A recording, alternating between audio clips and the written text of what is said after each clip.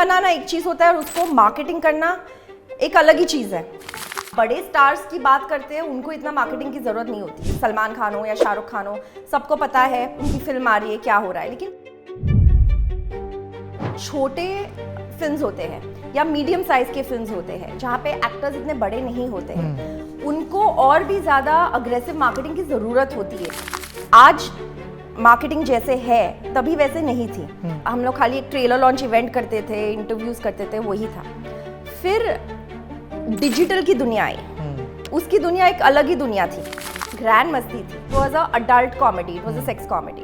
तो हमको कॉल लेना था, show a U trailer for the event.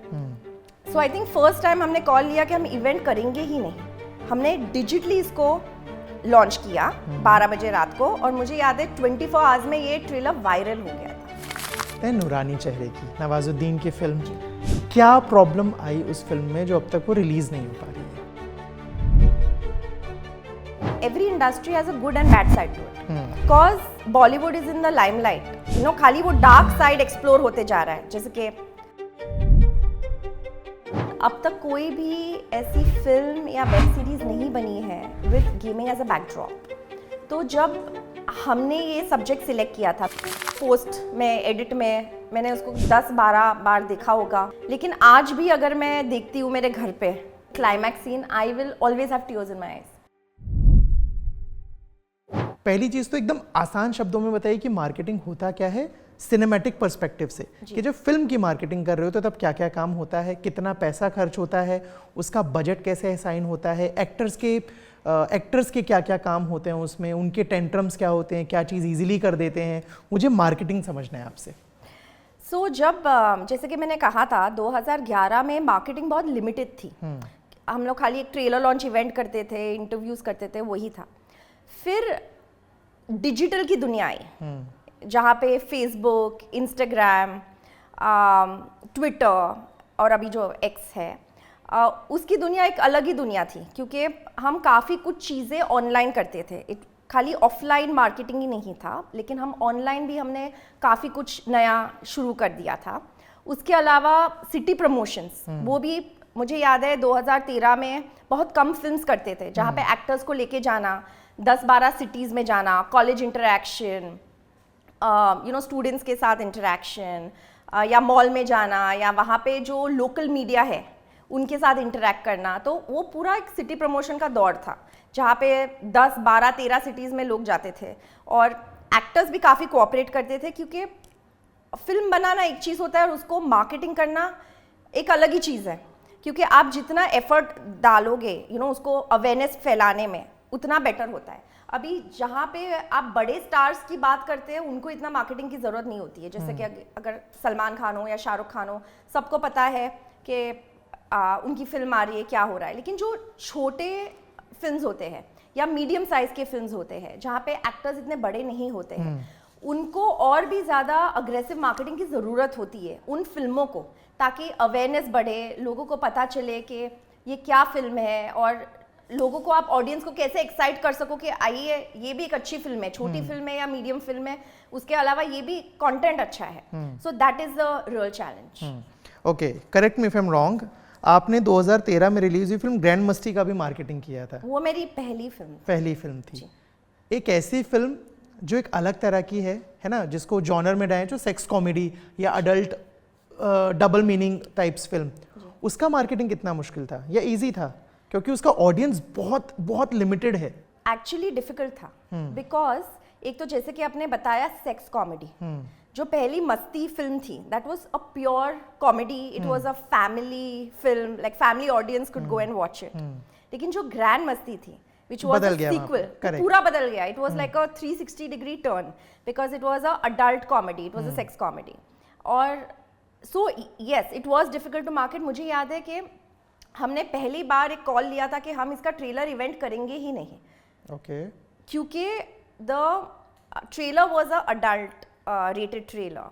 तो अगर हमको मीडिया को दिखाना है, जो कैरी करेंगे न्यूज़ चैनल्स वगैरह पे, एंटरटेनमेंट पोर्टल्स पे, सब जगह, तो हमको यू ट्रेलर दिखाना है। क्योंकि अगर आप इवेंट करोगे, मैं वो ज़माने की बात कर रही हूँ, अभी तो काफ़ी कुछ बदल गया है। तो जब आप इवेंट करोगे आपकी मीडिया वहाँ पे होगी, अगर आपको टीवी पे चलाना है ट्रेलर इवेंट तो आपको यू ट्रेलर दिखाना है, सेंसरशिप अलग हो जाता है, सेंसरशिप इज टोटली डिफरेंट। तो हमको कॉल लेना था कि should we be true to our script which is adult comedy और should we dilute it and show a U trailer for the event.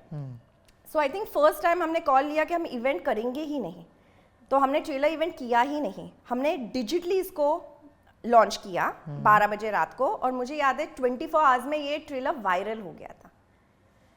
So I think that gamble played, it would have not been possible if the producer Ashok Thakeria and director Inder Kumar would have not believed in it, because dilute करने की जगह it's better आप real दिखाइए, जो film में है वो actually दिखाइए, भले आपको डिजिटल लॉन्च करना हो, but you should be always true to the content. Content अलग नहीं हो सकता और ट्रेलर कुछ अलग ही नहीं हो सकता। It has to, you have to show the reality to the audience कि भाई यही है फिल्म में। करेक्ट। और to our luck it became viral, वो ट्रेलर ही वायरल हो गया था 24 घंटे में। और फिर जैसे कि हमने बताया कि वहाँ पे काफ़ी सारे हमने सिटी प्रमोशंस किए थे, it was a adult comedy film, right? So we targeted lot of colleges, मतलब काफ़ी कॉलेजेस में, I remember all the actors, Ritesh, Vivek, Aftab, you know, we had gone everywhere and that film had become 100 crore, जो किसी ने imagine नहीं किया था। जी, तो उसके मार्केटिंग में हमने काफ़ी कुछ अलग किया था। ओके, आपने बुक भी लिखी है फिक्शन, जो आप अभी बता रहे थे, और इतने लंबे समय से आप इंडस्ट्री में भी हैं। इफ़ आई आस्क कि बॉलीवुड की एक डार्क रियलिटी क्या है? आप कोई भी इंडस्ट्री ले लीजिए, यू नो, बिजनेस वर्ल्ड ले लीजिए, स्टॉक मार्केट ले लीजिए, आप कोई भी इंडस्ट्री ले लीजिए, every industry has a good and bad side to it. लेकिन because Bollywood is in the limelight, you know, खाली वो डार्क साइड एक्सप्लोर होते जा रहा है, जैसे कि फिल्म्स में दिखाते हैं, मधुर भंडारकर जी ने बहुत सारी फिल्म्स में दिखाया है, you know, the fashion world, the film world. लेकिन मेरा ये कहना है और मानना है, और जो मैंने देखा है, क्योंकि मैंने बिजनेस साइड भी देखा है, राइट? जब मैं सीए थी, मतलब सीए हूँ, जब मैं सीए प्रैक्टिस करती थी, तभी I have seen the business world of it. Now I have seen the Bollywood world of it. Every industry के दो पहलू होते हैं, the good side and the bad side, you know. तो खाली बॉलीवुड हाईलाइटेड है बिकॉज वो लाइमलाइट में है, सब लोग जानना चाहते हैं कि बॉलीवुड में क्या हो रहा है, किसी को इंटरेस्ट नहीं है कि बिजनेस वर्ल्ड में क्या हो रहा है, because of the glamour factor. But I think every industry has its good and bad side, pros and cons. Agree. क्या मुश्किल है, मार्केटिंग या प्रोड्यूसर की कुर्सी संभालना? क्या चैलेंजेस हैं दोनों के? आई थिंक दोनों इक्वली चैलेंजिंग है, बिकॉज जब मैं मार्केटिंग कर रही थी, जैसे कि मैंने बताया कि it's not just the big film, आप छोटे और मीडियम फिल्म्स की जब आप मार्केटिंग करते हो, it becomes even more difficult, because वहाँ पे बड़े फेसेस नहीं होते हैं, कंटेंट अच्छा होता है, but sometimes you don't have the big faces to drive it, you know, तो वो भी डिफिकल्ट है। प्रोडक्शन के अपने खुद के चैलेंजेस होते हैं, बिकॉज यू नो, आपको एक फिल्म बनानी है जो आपको एक गिवन बजट में बनानी है, सो आपको दोनों बैलेंस करना पड़ता है, creativity and the budget, because you don't want to compromise on the creative vision of the director, at the same time you have to balance the budget. Budget कौन final करता है कि ये फिल्म इतने budget में बन रही है? प्रोड्यूसर, स्टूडियोज और प्लेटफॉर्म्स। मतलब ऑब्वियसली प्रोड्यूसर पहले डिसाइड करता है कि डिपेंडिंग ऑन द स्क्रिप्ट, आपका एक्टर्स कौन है उसमें, ए लिस्टर है या कौन से एक्टर्स है, उसके बाद जो प्रोडक्शन है, जॉनर कौन सा है, action is even more expensive, then there is comedy, there is drama, so depending on the genre, depending on the script, depending on the actors, वो बजट पहले प्रोड्यूसर फाइनलाइज करते हैं। लेकिन आई थिंक इवेंचुअली स्टूडियोज और जो platforms होते हैं, वो डिसाइड, इन्वेस्टर वो डिसाइड करते हैं कि एक्चुअली इतना इन्वेस्टमेंट होना चाहिए आपके रिकवरी के हिसाब से। और एक्टर्स की फीस में प्रोड्यूसर का कितना हाथ होता है? वो तो ऑब्वियसली हर एक एक्टर का अपना, मैं आप ही के प्रोजेक्ट्स की बात करता हूँ, नूरानी चेहरा, ठीक है, ये गेमर लोग, अब इसमें जो भी एक्टर्स हैं, इनकी जो भी फीस है, इसमें आपका इन्वॉल्वमेंट रहा? सो उनके ऑब्वियसली मैनेजर्स इन्वॉल्व होते हैं डिस्कशन के लिए, और वी ट्राई के उनको एक्सप्लेन करें कि ये फिल्म एक लेवल की है, तो अगर आप समझ सकते हैं कि यू नो, अगर यही लेवल की फिल्म है और इतने बजट का हम लोग बना रहे हैं, तो उसके हिसाब से आप अपने फीस थोड़ा यू नो मैनेज कर लीजिए, सो दे आर वेरी अंडरस्टैंडिंग। ठीक है, अब बात करते हैं नूरानी चेहरे की, नवाजुद्दीन की फिल्म। क्या प्रॉब्लम आई उस फिल्म में जो अब तक वो रिलीज नहीं हो पा रही है? प्रॉब्लम कुछ नहीं है, फिल्म रेडी है और काफ़ी सारे स्टूडियोज के साथ डिस्कशंस भी है, सो आई थिंक बहुत जल्द देखने को मिलेगी। बट कुछ प्रॉब्लम नहीं आई तो 2021 से लेके 2025 इतना लंबा ऐसा कौन सी डील हो रही है जो इतने साल लग रहे हैं? हमने शूट 2022 में की थी। ओके, ठीक है। बिकॉज कोविड तो 2021 तक चला, यू नो, वो 2 लॉकडाउन हुए, ये वो हमने 22 में शुरू की थी। और कोई भी फिल्म को शूट करते, पोस्ट प्रोडक्शन करते 1-1.5 साल तो जाता ही है। Correct. And we are talking to various studios और बहुत सारी डिस्कशंस चल रहे हैं, तो आई एम वेरी श्योर बहुत जल्दी रिलीज होगी। ओके, मुझे तो यही बताइए, जो चीज़ों का हमने जिक्र किया कि मार्केटिंग, प्रोड्यूसर, नॉवेल लिखा है, सीए रहे हो, कैसे, ये थोड़ा सा जर्नी बताएंगे अपना? सो जब मैंने ऑब्वियसली जब हम कॉलेज में होते हैं, you know, that at that age lot of people are confused कि वो क्या करना चाहते हैं। और मैं पढ़ाई में अच्छी थी और मुझे लगा कि मैं सीए कोर्स करूं, क्योंकि फाइनेंस, अकाउंट्स ये मेरी स्ट्रेंथ रही है। So that's how I became a CA and I worked in taxation audit for few years. लेकिन फिर मुझे लगा कि I want to do something more. 2011 में a friend of mine, he was heading a company, एक production house थी। So I thought I will just join, because मुझे देखना था कि ये दुनिया कैसी है, मुझे इस दुनिया को एक्सप्लोर करना था। तो when I started working I realise I really like doing marketing of films. और तभी 2011 में क्या होता था, आज मार्केटिंग जैसे है तभी वैसे नहीं थी। तो वहाँ पे खाली एक ट्रेलर लॉन्च होता था या कुछ इंटरव्यूज होते थे। सो जब मैंने स्टार्ट किया, मैंने अपनी कंपनी खोली तब, पल्प फिक्शन एंटरटेनमेंट, और we use to do the full marketing of feature films. तो हमने काफ़ी नई सारी चीज़ें को इंट्रोड्यूस किया एंड 10 साल मैंने मार्केटिंग की, बहुत सारी फिल्मों की। और उसी दौरान I also enjoy writing. So मैंने 2 किताबें लिखी।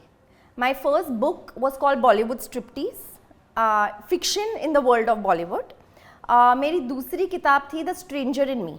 It is on the backdrop of parallel life and that became a bestseller, and writing was always a hobby. और इसके दौरान also कहीं ना कहीं I wanted to produce films because I had a finance background. I like you know, reading, writing, exploring new content. और Covid के बाद तो फिर you know, I thought कि let me try exploring this side of it, जो ये production की दुनिया है। और मेरी पहली फिल्म जो मैंने प्रोड्यूस की है, जो अब तक रिलीज नहीं हुई है, is with Nawazuddin Siddiqui. It is a film called नूरानी चेहरा। और उसके बाद ये मेरी पहली वेब सीरीज़ है गेमर लोग। फिलहाल आप एज अ प्रोड्यूसर एक्टिव हैं, गेमर लोग एग्जाम्पल है। एक प्रोड्यूसर कैसे पैसे कमाता है? प्रोड्यूसर कैसे पैसे कमाता है? हमको फीस मिलती है प्रोडक्शन में। अभी जैसे कि अगर हमने वेब सीरीज बनाई प्लेटफॉर्म के साथ, तो वहाँ पे तो फीस मिलती है। और जहाँ पे हम फिल्म्स बनाते हैं, depending on deal to deal profit sharing में भी होता है, अगर फिल्म चली तो। यानी नुकसान होने के चांसेस भी बहुत होते हैं? डिपेंड्स, अगर आप खुद के पैसे लगाते हो या आप मार्केट में इंटरेस्ट पे उठाते हो तो फिर that is a gamble. But अगर एक स्टूडियो, सॉलिड स्टूडियो है जो आपको बैकिंग कर रहा है, आप अपने पैसे तो नहीं डाल रहे हो, but depending on how successful the film is, आपका प्रॉफिट बनता है, यू नो। मुझे आपकी जो पूरी जो जर्नी रही है, मुझे उसका कोई एक सबसे मेमोरेबल मोमेंट बताइए जो आपके लिए हमेशा दिल के करीब रहेगा कि यार अविनाश, ये कुछ हुआ तो ये बड़ा अच्छा रहा, हमेशा याद रहेगा मुझे। आई थिंक जब गेमर लोग Amazon MX came on board and they believed in it because ये गेमर लोग is such a subject, ये अलग सब्जेक्ट है, अलग दुनिया है। गेमिंग आज $2.2 बिलियन की इंडस्ट्री है इंडिया में। इनफैक्ट हमारे पीएम अभी इसको बहुत प्रमोट कर रहे हैं, जो अभी वेव समिट हुआ था, he has really promoted the gaming industry. लेकिन अब तक कोई भी ऐसी फिल्म या वेब सीरीज नहीं बनी है with gaming as a backdrop. तो जब हमने ये सब्जेक्ट सिलेक्ट किया था, मेरे पार्टनर अभिनय देव और मैंने, वी न्यू कि it was difficult because it's a very different subject. See, conventional चीज़ तो हर सब लोग करना चाहते हैं, बट इट्स वेरी रेयर कि आप कुछ अनकन्वेंशनल लेके आओ and you get a studio और a platform to back you. तो because this whole world is gaming. It is new. Of course, it's comedy, it's drama, it's got all the Emotions. regular emotions of a good series, but the backdrop was gaming. And when Amazon MX Player came on board, they believed in it. I think that was the happiest moment for me. The dream that I had is finally backed by someone who believes in the dream.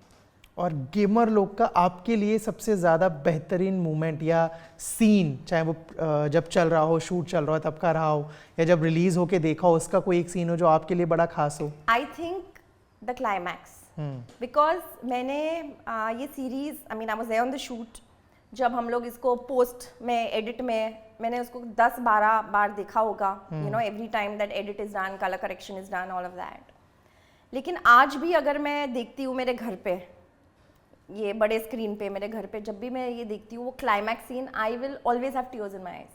That is one very emotional moment. Upcoming क्या कुछ है इसके बाद, क्या तैयारी है? सो एक और एक वेब सीरीज है, but I can not obviously talk about it. Yeah, and there are 2-3 films. So Abhinay Deo and me, we have a company together, it's called RDP pulp fiction entertainment. तो वहाँ पे हमने काफ़ी सारे प्रोजेक्ट्स डेवलप किए हैं जो again they have never been done before. It is very different, every subject is different. So we are working on some films and series.